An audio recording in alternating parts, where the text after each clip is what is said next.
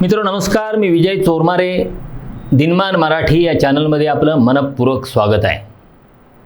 विषयाला सुरुवात करण्यापूर्वी एक विनंती. विषय आवडला तर चॅनल लाईक करा, शेअर करा आणि सबस्क्राईब करा. मित्रांनो, आज आपण बोलणार आहे कोल्हापूर शहरातल्या राजकारणाच्या संदर्भात. म्हणजे खरं तर कोल्हापूर शहरातलं राजकारण कधीही राज्याच्या पातळीवर फारसं असं चर्चेत नसतं.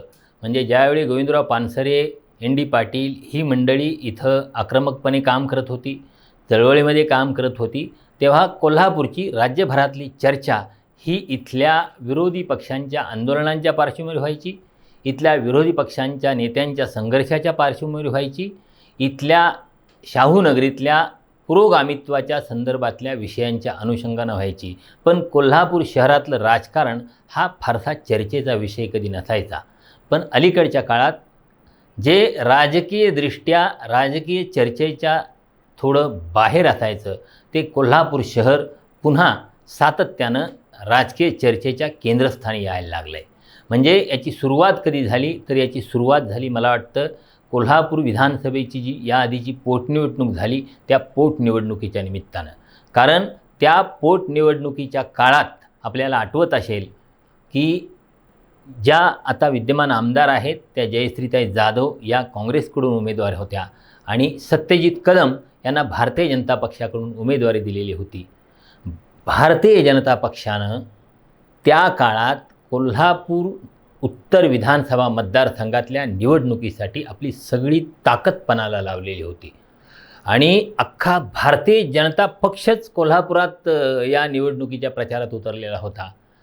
त्याच पद्धतीनं महाविकास आघाडीतले पक्ष होते ते सुद्धा इथं सक्रिय झालेले होते. पण इथल्या काँग्रेसच्या निवडणुकीची सगळी सूत्र त्या काळात सतेज पाटील यांच्या हातात होती. म्हणजे उमेदवार जयश्री जाधव असल्या तरी सगळी निवडणूक ही सतेज पाटील लढवत होते. म्हणजे दुसऱ्या उमेदवारासाठी एखाद्या नेत्यानं इतकी प्रतिष्ठा पणाला लावायची आणि निवडणूक लढवायची असं महाराष्ट्रात मी तरी गेल्या काही वर्षात कुठंच बघितलेलं नव्हतं.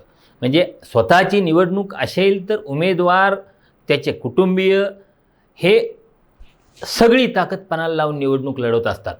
पण इथं या बाबतीत मात्र इथं जयश्री जाधव उमेदवार असताना आपण स्वतः उमेदवार आहोत असं मानून सतेज पाटील यांनी संपूर्ण यंत्रणा उभी केलेली होती.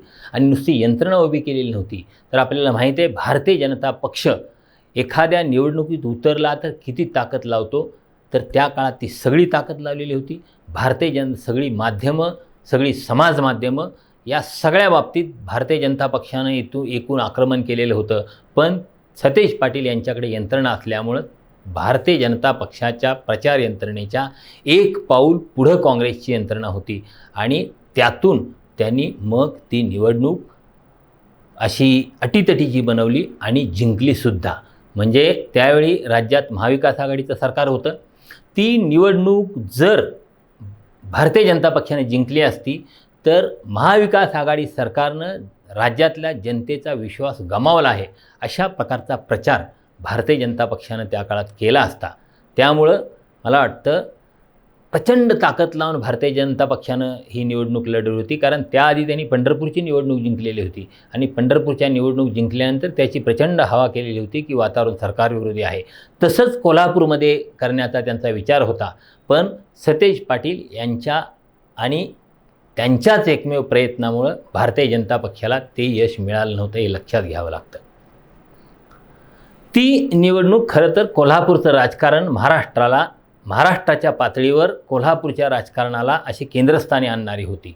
आणि त्यानंतर आपण बघतो की या विधानसभा निवडणुकीत सुरुवातीपासून म्हणजे ही निवडणुकीची चर्चा सुरू झाल्यापासून कोल्हापूर उत्तर हा मतदारसंघ सातत्यानं चर्चेत आहे. कोल्हापूर जिल्ह्यात ही सातत्यानं चर्चा कोल्हापूर उत्तर विधानसभा मतदारसंघाची आहे आणि राज्य पातळीवर सुद्धा कोल्हापूर उत्तरचं काय या संदर्भातली चर्चा सुरू आहे. कारण इथं महायुतीमध्ये आधी संघर्ष होता. महायुतीमधनं शिवसेना एकनाथ शिंदे गटाकडून राज्य नियोजन मंडळाचे कार्याध्यक्ष असलेले राजेश क्षीरसागर हे इच्छुक होते. त्याचबरोबर खासदार धनंजय महाडिक यांचे पुत्र कृष्णराज महाडिक आणि यापूर्वी इथून विधानसभेची निवडणूक लढलेले सत्यजित कदम हे प्रमुख इच्छुक होते आणि त्यांच्यातला संघर्ष एका पातळीवर सुरू होता. त्याचवेळी काँग्रेसमध्ये संघर्ष सुरू होता की काँग्रेसची उमेदवारी कोणाला. म्हणजे विद्यमान आमदार असल्या जयश्रीताई जाधव यांचं नाव चर्चेत होतं, त्या इच्छुक होत्याच. त्या व्यतिरिक्त सचिन चव्हाण शहर काँग्रेसचे अध्यक्ष असलेले ते इच्छुक होते, की राजेश लाटकर यांचंही नाव चर्चेत होतं. या व्यतिरिक्त एक चर्चा सातत्यानं होती, ती म्हणजे सतेज पाटील स्वतः किंवा मधुरिमा राजे छत्रपती यापैकीही कुणीतरी उमेदवार असू शकतो. पण हळूहळू ही चर्चा वाढत गेल्यानंतर राजेश क्षीरसागर यांना महायुतीकडची म्हणजे एकनाथ शिंदे यांच्या शिवसेनेची उमेदवारी निश्चित झाली आणि त्याचवेळी काँग्रेसकडून राजेश लाटकर यांची उमेदवारी निश्चित झाली. राजेश लाटकर यांची उमेदवारी निश्चित झाल्यानंतर प्रतिक्रिया आल्या. त्या प्रतिक्रियांच्या नंतर कोल्हापूरची उमेदवारी बदलण्याचा निर्णय झाला आणि ती पुन्हा मधुरिमा राजे छत्रपती यांच्याकडे गेली.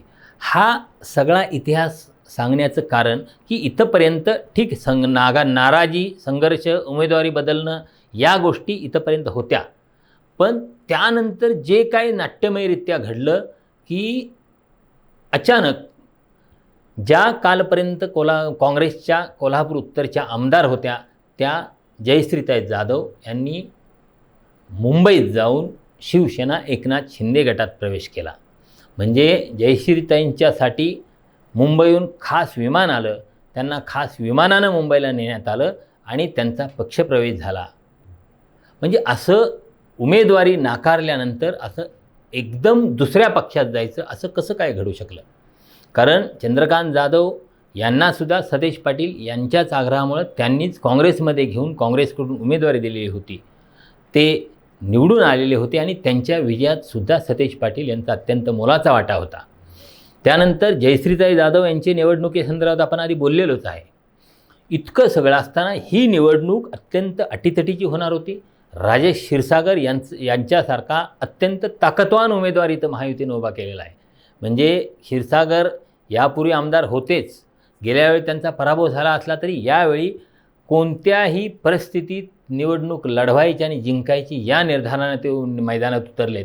आणि त्यांनी विरोधक पक्षच नव्हे तर महायुतीतले जे इच्छुक होते त्या इच्छुकांनासुद्धा वारंवार इशारा दिला होता की मी इथं ही जागा सोडणार नाही. आणि त्यांनी ज्या पद्धतीने निर्धार व्यक्त केला त्या पद्धतीने त्यांनी ती जागा मिळवली. तर राजेश क्षीरसागर यांच्या विरोधात सामान्य उमेदवाराचा निभाव लागणार नाही हे स्पष्ट होतं. मला वाटतं माझ्या माहितीनुसार सतेज पाटील यांनी जयश्रीताई जाधव यांना त्या संदर्भातली कल्पना दिलेली होती की इथं आपल्याला वेगळा उमेदवार द्यावा लागेल. त्यानुसार त्यांची त्यासाठी संमतीसुद्धा होती आणि राजेश लाटकर यांची उमेदवारी त्यानंतर जाहीर झाली. जयश्रीताईंच्या म्हणण्यानुसार राजेश लाटकर यांची उमेदवारी जाहीर झाली, त्याला माझा आक्षेप नव्हता. ते माझ्या घरी आलेले होते, भेटलेले होते आणि मी त्यांना शुभेच्छासुद्धा दिलेल्या होत्या.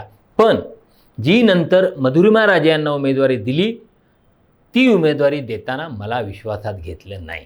म्हणून मी इथं शिवसेनेत आले किंवा शिवसेनेत येताना सतेज पाटील जे काँग्रेसचे नेते आहेत त्यांना त्या संदर्भात कल्पना दिली नाही. खरं तर ज्या चंद्रकांत जाधवांना आमदार करण्यासाठी निवडून आणण्यासाठी सतेज पाटलांनी प्रयत्न केले, स्वतः जयश्रीताईंच्यासाठी आपली सगळी प्रतिष्ठा सगळी यंत्रणा पणाला लावली आणि त्यांना निवडून आणलं. आणि आता काँग्रेस पक्ष अडचणीत असताना म्हणजे खरं तर काँग्रेस पुढं या निवडणुकीच्या काळात या निमित्तानं अनेक अडचणी निर्माण झाल्या, अनेक प्रतिक्रिया आल्या. म्हणजे असा गोंधळ जेव्हा एका पक्षाच्या संदर्भात होतो तेव्हा पक्षातल्या शहाण्या लोकांनी आपले मतभेद विसरून एकत्र राहण्याची गरज असते. पण जयश्रीताई जाधव यांना मात्र ते जमलं नाही. खरं तर कोल्हापुरातल्या लोकांची भावना आहे की त्यांनी काँग्रेससोबत राहायला पाहिजे होतं. कारण त्यांच्या कुटुंबासाठी म्हणजे त्यांचे पती चंद्रकांत जाधव यांच्यासाठी किंवा त्यांच्या स्वतःसाठी सुद्धा ज्या पद्धतीनं काँग्रेसनं प्रयत्न केले, काँग्रेसचे कार्यकर्ते दोन्ही निवडणुकांच्यामध्ये प्रचंड राबले, हे सगळं विसरून त्यांनी काँग्रेस पक्ष अडचणीत असताना म्हणजे काँग्रेस पुढं अडचण निर्माण झालेली असताना त्या विरोधी पक्षात गेल्या. खरं तर प्रत्येकाला आपला राजकीय निर्णय घेण्याचा अधिकार आहे. कुणी कुठल्या पक्षात जावं, कुणी कुठल्या पक्षासोबत राजकारण करावं हा ज्याचा त्याचा व्यक्तिगत प्रश्न आहे. त्यामुळे जयश्रीताई यांच्या निर्णयाचा आपण आदर करायला पाहिजे.